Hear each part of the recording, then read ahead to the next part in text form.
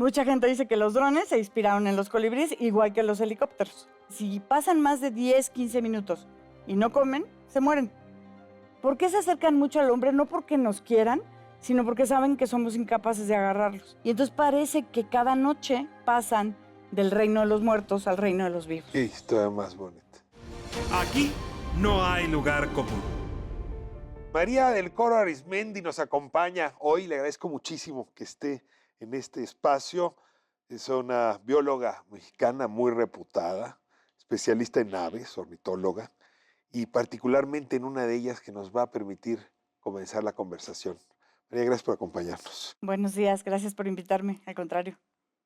A la mayoría de los seres humanos, entre las aves, hay una que nos llama mucho la atención, ¿no? Que es el colibrí.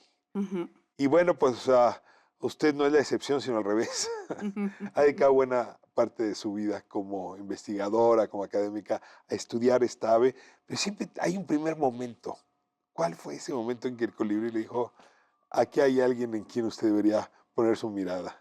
Pues yo estaba terminando la carrera de biología en la UNAM, en la Facultad de Ciencias, y encontré un anuncio de la colección ornitológica del Instituto de Biología de la UNAM, que buscaban estudiantes para hacer el servicio social con la colección. Y ahí encontré al que fue mi director de tesis, a Francisco Ornelas, que ahora está en el Instituto de Ecología en Jalapa, y él me platicó de su proyecto de colibríes en Chamela, en la estación de biología Chamela. Es una estación de la UNAM en la costa de Jalisco, de México, y me interesó como lo que me contó de los colibríes. Y entonces, como me interesó, me puso a ver a los colibríes en la colección, a los colibríes que estaban muertos, y me empezó a explicar como las características de los colibríes, cómo tienen las alas, el pico, y pues ya me quedé con ellos, a hacer el servicio social y luego la tesis. Mira, es un ave distinta al resto, más de una Sí. cosa. La primera pregunta es, ¿en qué es distinto? Y segundo, ¿por qué es distinto? O sea, ¿qué ocurrió con la evolución que le volvió este pájaro tan particular? Tan particular. Es una familia de aves que es muy característica, es muy homogénea, ¿no? Nada más hay en América. Son un grupo de aves que se distribuye solamente en América. Hay alrededor de 360, 370 especies en América, nada más. Y son muy característicos, pues son pájaros pequeños, ¿no? Pesan entre 2.9 gramos y 24 gramos, el más grande. Y todos tienen las alas muy largas, el pico largo de diferentes formas, largo curvo, largo recto, largo curvado para arriba, para abajo. Tienen las patas muy chiquititas, por eso son de un orden que se llama apodiformes, que no tienen patas, ¿no? Sí tienen patas, pero las tienen chiquitas y casi no se ven porque están cubiertas por las plumas. Y tienen una lengua larga y que sale del pico. Y una característica es que se alimentan en un 90% de néctar que obtienen de las flores. Es decir, son polinizadores de las flores, ¿no? Las plantas producen el néctar, que es una solución de azúcar con agua. Los colibríes van allí a alimentarse, toman el néctar, pero al momento de tomar el néctar, la planta pone sus gametos sexuales en alguna parte del cuerpo del colibrí, generalmente aquí arriba, en la cabeza. Se pegan el polen, que es el gameto masculino, y el colibrí va a otra flor porque necesita más comida, tienen poquito néctar cada una y él necesita bastante más, va a la siguiente flor y el polen que tenía aquí pegado se pega en los estigmas, en la parte femenina de la planta y llega a polinizar, a fertilizar los óvulos, a los ovarios y luego a fertilizar O sea, los ovarios. sin colibrís habría muchas plantas que no no se podrían podrían reproducir. Es parte esencial de la reproducción. Esencial. Ahora, ¿por qué tenemos los seres humanos la idea de que es un animal muy inteligente? ¿Es más inteligente que otras aves? ¿Nos identificamos con él de alguna manera o nos gusta identificarnos?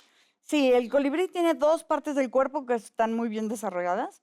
Una es el cerebro y otra es la musculatura pectoral, porque son los mejores voladores de entre las aves y de entre casi todos los vertebrados. ¿Qué quieres decir con mejores voladores?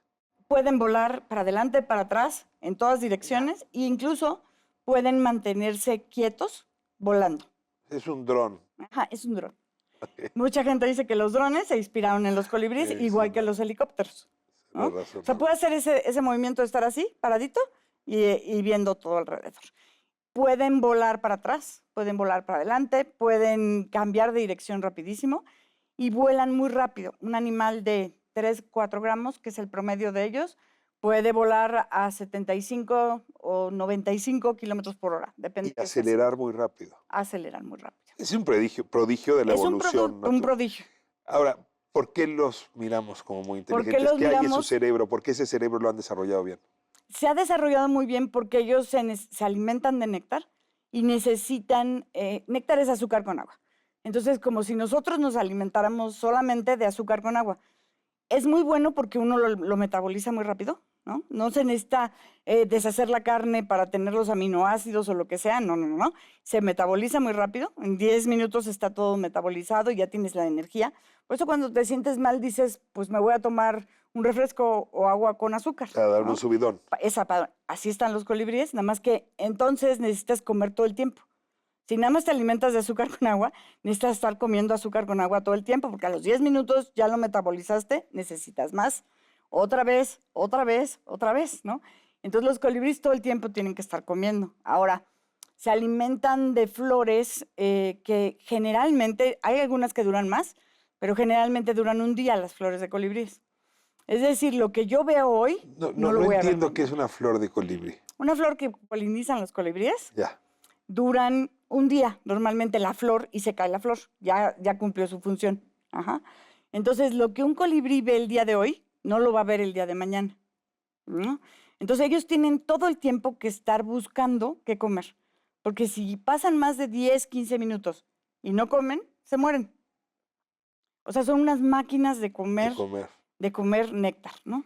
Tú te has dedicado a producir hábitats artificiales, no sé si es el término que hay que utilizar para los colibríes. A ver, Sí. te pregunto, ¿están de algún modo en extinción? ¿O por qué habría que construir hábitats artificiales? ¿Y por qué la universidad, en fin, el Sí. Instituto de Ecología le han dedicado inversión y tiempo a esto? Sí, los colibríes, en México hay 59 especies y hay 13 que nada más hay en México. Esas 13 hay 5 que tienen una distribución chiquititita, o sea que nada más hay una que nada más hay en 40 kilómetros cuadrados de la Sierra de Atoyac, en Guerrero. Nada más hay ahí, no hay en ningún otro lado del mundo. ¿Cómo es esa especie? Es el colibrí, uno de los colibríes más bonitos, es la coqueta de Atoyac, se llama.